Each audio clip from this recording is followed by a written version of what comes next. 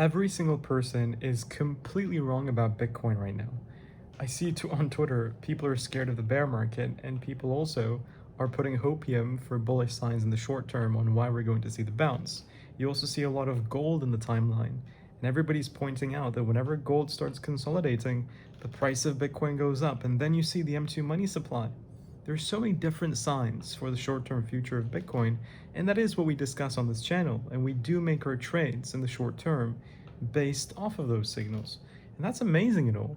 But within all of this short-term mess, I think everybody forgets the macro, the long-term future of Bitcoin. Why? Even if in the short term you come down into a bear market or whatever happens, it doesn't really change so much in the long term. And in this video, I want to explain that to you. I want to explain and give you a reminder on why Bitcoin is so remarkable as an asset and why, if you're worried in the short term, there isn't much to be worried about. Guys and girls, I'm CryptoKid. I make daily videos here on the CryptoKid channel. If you've been watching my past few videos, I did go through an operation, sadly, and I'm back at the hospital because they found some inflammation post-surgery. So now they're giving me some antibiotics, and I'll probably have to stay here for another 2 days, but I'm fine. As always, your likes are very much appreciated, and it does make me feel better. So with that said, if you're subscribed, let's go into why Bitcoin is a remarkable asset and why, if you're scared about it in the short term, this explanation will help you a lot. What is Bitcoin? Well, Bitcoin is an asset where you can store up to billions and billions and billions of dollars worth of capital in cyberspace, where it's completely locked up, it's safe, it's secure, it's unhackable, and it's accessible by only you and you only. You don't have to give up your Bitcoin. Nobody can take your Bitcoin away from you unless you allow them to do so. With any other asset in the world, that's not the case. Property can be taken away from you. Gold can be seized from you. It's been done before in history, right? In recent history, assets can be taken away from you. But Bitcoin, no. It is an asset that's locked up in cyberspace, accessible by you and you alone, and you choose who gets the ownership of your Bitcoin. And if you say, nope, nobody's going to get the ownership of my Bitcoin, then amazing. You have the right to do that. It is your right to have self-custody, which, when you look anywhere, that is not the case with any assets at all. So self-custody is one thing. It's locked up in cyberspace. Nobody can access it unless you decide that they should. 2, you can store billions of dollars on it. There aren't many assets where you can decide to say, you know what, I want to put $10 billion into this thing. You can with Bitcoin. It's very liquid. There are ways to do it. Michael Saylor does it every 2-3 months or so. He buys up billions of dollars worth of Bitcoin. It's been done, and you can buy billions of it, and you can sell billions of it too. But not only that, not only can you buy or sell Bitcoin with a tap on your phone, maybe not billions, but even millions you can. With an app on your phone, you can click buy Bitcoin, sell Bitcoin. No need to queue up in a gold store, pay a premium. No, the price of one Bitcoin is the same everywhere, digitally, and you can access it via your phone. And if you want to do that, there are links to our partners in the description down below.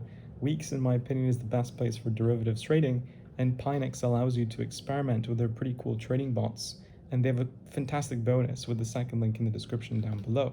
So there's no premium, there's no discount. You buy the same Bitcoin, and you buy it with a tap on your phone, and if you want to sell it, you can also sell it.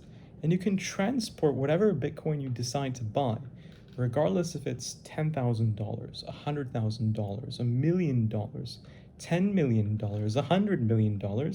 You can take that Bitcoin with you either on your phone or in a hardware wallet in your pockets, and take it from country to country without even having to pay tax, because it's your own wealth. It's your own money. You can do that with Bitcoin, and nobody can come and say, hey, I'm going to take this Bitcoin away from you. No, sir. With other assets, you can do that. But with Bitcoin, you cannot. And what's a cool bonus on top of all of these things is that you can actually, when you do keep your money in Bitcoin, it appreciates against inflation and monetary debasement. The value of money diminishes every single day because they print more of it. And as they increase the supply, unfortunately, demand doesn't increase in unison. Demand is mostly stagnant and sometimes even falls. But when supply increases, the value of that dollar goes down. So as the value of the dollar goes down, the value of Bitcoin, gold, and equities, they go up. But if you told me, CryptoKid, which would you choose? Which would you keep your money in? Equities, gold, Bitcoin? Well, I'm going to say Bitcoin because all of these features that I listed, the second best competitor to Bitcoin is gold. And I say second best because you can't transport gold bars with you. You can't buy $10 worth of gold. You can't. How are you going to store it in your house? What if somebody breaks in and takes your safe? If you put it to the bank, you no longer own that gold. What if the government wants to take it away from you like they did in the 70s?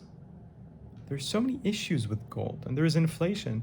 The gold supply increases by 2% per year, and you never know, maybe there's a mine somewhere, and they discover a bunch of gold.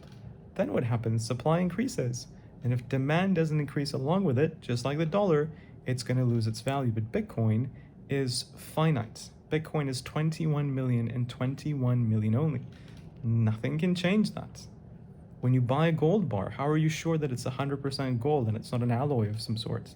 If they mixed any metals or not, you have to do vigorous testing. With Bitcoin, there is no double spend. Bitcoin is authentic. It's authenticated by hundreds of thousands of computers across the world, where they're doing the mining operation, authenticating that your Bitcoin is legitimate. With gold, you can't do that. And when you look at the price of gold, well, not the price, but the market capitalization, it's at $30 trillion, whereas the market cap of Bitcoin is $2 trillion. So Bitcoin is better than gold in every way, shape, or form, but there is about a 12 to 13x difference in market cap. Hell yeah, I'm going to put my money in Bitcoin because people are not realizing this. It's a generational thing. When you grow up, I mean, my father, my grandparents, they've all grown up by knowing that gold is the way to protect yourself from wars, from inflation, but Bitcoin is a more new concept that takes time to getting used to. My generation, Gen Z, Gen Alpha, we're growing up and we don't know about gold bars, we know about Bitcoin. So when there is the great wealth transfer from the older generations to our generation, that money is going to flood into Bitcoin. We already have the green light from regulation, we have the green light from institutional access. The path for Bitcoin is cleared out. We're going to reach gold status, and we're likely going to pass gold. It will just take time. So if you're worried about, okay, short-term price action, do we go to 90K? Do we go to 200K? It doesn't matter because we're going to go to millions of dollars. That's the thing. So don't worry. Just if you need a little bit of a reminder, if your friends need a reminder on why Bitcoin is going to become infinitely more valuable than where it is today, send this video to those friends. And yes, short-term price action is cool, and we go into the TA and we go into the fundamentals, but the truth is, Bitcoin is only a teenager. It has so many amounts of years ahead of it. It's going places. It's going to tremendous places, but it will take time. And if you can hodl, if you can compound your Bitcoin holdings, then I personally think your portfolio can grow a lot. But with that said, guys and girls, that's pretty much it for today's video. I hope you enjoyed it. I got a little bit of a stomach pain, so I'm going to cut off the video here. But tomorrow I'm going to try my best to do a live stream where we do a recap of everything that's happened in crypto within the past 7 days. I think it's a cool concept, and we'll do it here on this channel. And if you like the sound of that, destroy the likes and let me know in the comments if you would like a week's recap on the CryptoKid channel. Guys and girls, take care. As always, bye-bye.